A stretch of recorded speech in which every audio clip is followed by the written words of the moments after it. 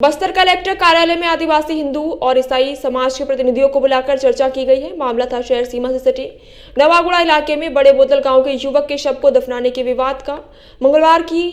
शाम को प्रशासन ने मामला सुलझाया है और प्रशासनिक अफसरों ने मृतक युवक तुलसी नाग के परिजनों और समाज के लोगों को विश्वास दिलाया कि आगे शव दफन करने को लेकर कोई विवाद नहीं होगा और तुलसी का शव जगदलपुर लाकर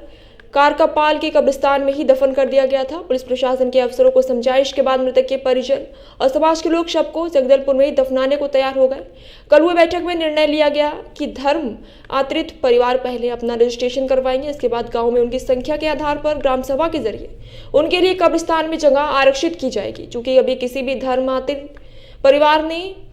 विधिवत तरीके से धर्म परिवर्तन नहीं किया है, ऐसे में गांव में विरोध हो रहा है। इसके बारे में आज सर्व आदिवासी समाज के प्रतिनिधियों और सरपंच ने कलेक्टर को जानकारी दी है। मेरा नाम गंगाराम कश्यप है और ग्राम पंचायत बड़े बोदल का वर्तमान सरपंच हूं और हमारे ग्रामवासी के साथ आज हमारे कलेक्टर ऑफिस आना हुआ। हमारे दोनों पक्षों के लोग आए हुए थे, हमारे मसीह समाज और हमारे पूर्वज आदिवासी समाज। इसमें हमारे क्षेत्र में परसों जैसे घटना हुआ कि दफनाने नहीं देने का एक संभावना एवं वहाँ रोकथाम किया गया, उसके विषय में कलेक्टर साहब ने पूछा तो इसका जवाब मैं यही दिया कि हमारे यहाँ रूढ़ी प्रथागत जो वहाँ का नियम धर्म पालन होता है एवं जो भी वहाँ मसीह समाज कब्रिस्तान नहीं है और कब्रिस्तान नहीं होने की वजह से गांव वाले विरोध किए, कब्रिस्तान भी नहीं है। प्लस हमारे यहाँ ना कोई पंजीयन ईसाई एवं कोई आदमी ईसाई बड़े बोदल में है ही नहीं, बल्कि हमको जानकारी के हिसाब से हमको तुरंत जानकारी कलेक्टर साहब से पिछले बार भी हम लोग जानकारी एवं सूचना का अधिकार भी लगाए तो ग्राम पंचायत बड़े बोदल में कोई प्रमाण ईसाई नहीं है। उसी के चलते हमारे यहाँ ग्रामवासी एवं पटेल पुजारी कोतवाल पटेल और ग्राम सभापति एवं ग्रामवासी इसी का ही विरोध करते हैं। और एक ही पक्ष का दोनों बात नहीं करूंगा, मैं दोनों पक्ष का ही मैं सरपंच हूँ, वो लोगों का विरोध नहीं करूंगा और मैं ये लोगों का भी विरोध नहीं करता। लेकिन कानून के हिसाब से देखा जाए तो हमारे रूढ़ी प्रथा जो ग्राम जो सभा है, रूढ़ी प्रथा ग्राम सभा एवं पारंपरिक नीति नियम से जो हमको चलना चाहिए उसका उल्लंघन किया जाता है और बाहर के लोग पास्टर बंधु लोग दूसरे गांव से जाके वहां उपस्थित होकर वहां का जो नीति नियम को बिगाड़ते हैं, इसको फुसलाकर बहलाकर दूसरे आदमी चढ़ा बड़ा करते हैं। उसी के चलते हमारे यहाँ मतलब गाली गलौज एवं विवाद उत्पन्न हो गया। और मैं अपने साथ ही अपने हमारे यहाँ उप पुजारी सुखनाथ नाग जी उसको भी दो शब्द बोलने के लिए मैं आमंत्रित करता हूँ। हमारे सुखनाथ नाग जी बात रखना चाहता हूँ। मैं दोनों मसीह समाज एवं हमारे हिंदू आदिवासी भाई लोगों से मैं निवेदन करता हूँ कि शांति बनाए रखें और इसमें हमारे जो विवाद उत्पन्न होते मेरे को और ना हमारे गांव वाले को मारने का धमकी भी मिल रहा है। हमारे पति पत्नी मेरी पत्नी भी बोल रही थी तेरे को मारेंगे बोल के। और ये ईसाई समुदाय के लोग जहाँ पाए वहाँ बात कर रहे हैं, लेडीज से लेकर पुरुष हर लोग बोल रहे हैं कि जहाँ कहीं भी अगर मान चली तो कुछ भी हो जाएगा तो हम लोग मारेंगे बोल के हमारे ग्राम के औरत लोगों के सामने बोला जा रहा है कि उनको जान से मारने का धमकी भी मिल रहा है। तो मैं शासन प्रशासन मैं शिकायत तो ऐसा नहीं किया हूँ क्योंकि अभी विवाद उत्पन्न हो जाएगा बोल के, लेकिन आज मीडिया के माध्यम से मौखिक सूचना दे रहा हूँ। आज हमारे साथ जो जन समुदाय है ये बड़े बोदल नानगुर क्षेत्र के ग्राम पंचायत ग्राम के लोग हैं और इसमें विशेष रूप से सभी प्राय छत्तीसगढ़ सर्व आदिवासी समाज के सदस्य परिवार से हैं। 2 दिन पूर्व एक व्यक्ति का वहाँ देहांत हो गया जो बाहर गया हुआ था। उसके बाद चूंकि वो आदिवासी समाज से था लेकिन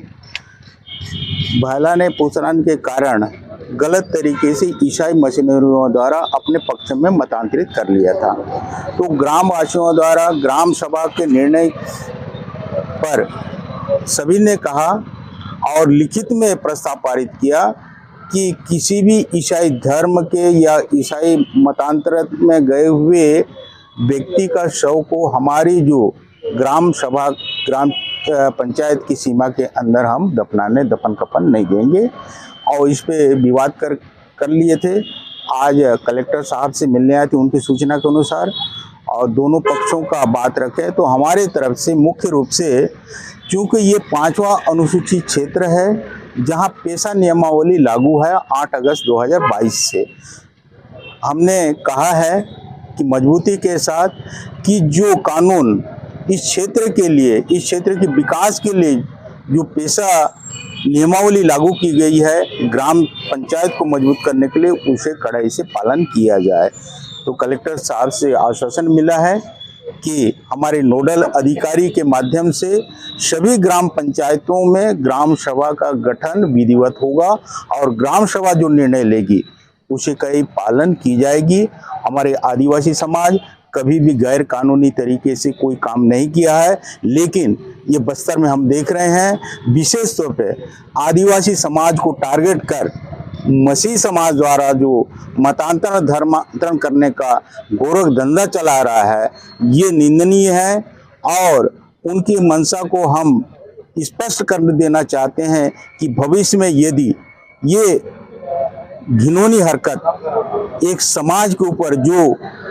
कमजोर समाज है, शिक्षा के क्षेत्र में या राजनीतिक क्षेत्र में, हर क्षेत्र में उसे टारगेट किया गया है, उनको महंगा पड़ेगा। क्योंकि आप लोग की बैठक कलेक्टर साहब से हुई है और बस्तर में लगातार इस तरह की घटनाएं हो रही हैं जिसमें दफन करने को लेकर के विवाद हो जाता है आदिवासी समाज और ईसाई समाज के बीच में, तो उसके लिए कुछ परमानेंट सॉल्यूशन के लिए आप लोगों को कोई आश्वासन मिला है? देखिए, पेशा नियमावली में स्पष्ट निर्देश एवं कानून है, ग्राम सभा ने जो तय कर लिया है वही होगा और प्राय बस्तर के 50% ग्राम पंचायतों में ग्राम सभाएं तय कर लिया गया है और सभी ग्राम सभाओं में ये तय हुआ है कि गैर परंपरागत दफन कफन की क्रियाकलाप मृत्यु पर नहीं की जाएगी, न ही स्वीकार होगा। पंचायत बोदल में आए दिन ईसाई समुदाय और हमारे आदिवासी समुदाय के बीच में हमेशा तनाव बना रहता है। उसी विषय को लेके आज हम कलेक्टर साहब से मिलने के लिए बोदल के सरपंच हैं, छत्तीसगढ़ सर्व आदिवासी समाज है, बोदल ग्राम के सारे लोग यहाँ उपस्थित हैं और कलेक्टर साहब से मिले भी और अपनी समस्या बताए। उसमें मुख्य रूप से ये बात सामने आती है कि बाहर के जितने भी पास्टर लोग हैं ग्रामीण क्षेत्रों में जाकर, खास करके बोदल में जाकर जो है ना वहाँ के लोगों को बरगला के फुसला के धर्मांतरित करने का कोशिश करते हैं और यदि कोई वापस आने की इच्छा भी व्यक्त करता है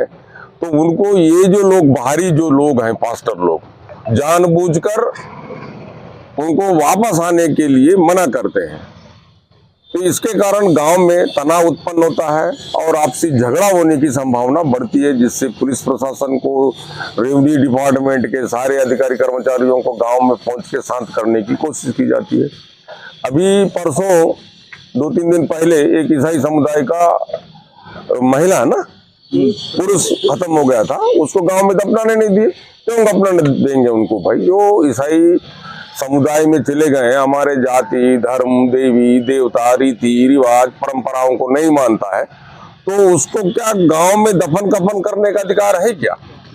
तो ऐसा ही एक ग्राम सभा में एक प्रस्ताव पारित करके जो भी ईसाई समुदाय में गए हैं वो यदि वापस घर आते हैं, वापस हमारे मूल आदिवासी समुदाय के धर्म में आते हैं, तो उनका दफन कफन का जो कार्य है वो आदिवासी रीति रिवाज से होगा। यदि वो नहीं मानते हैं तो वहां पर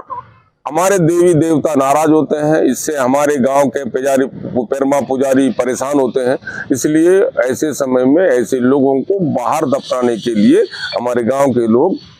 दबाव बनाते हैं। तो इस प्रकार की घटना आए दिन गांव बोदल में हो रहा है और बाहर के लोगों को कलेक्टर साहब ने भी बोला वहां जाने हम नहीं देंगे, गांव के लोग कोई ना जाए, गांव के बाहर के लोग गांव में जाके इस प्रकार का कोई कार्य ना करें, ऐसा उन्होंने हम लोगों को आश्वासन दिया है।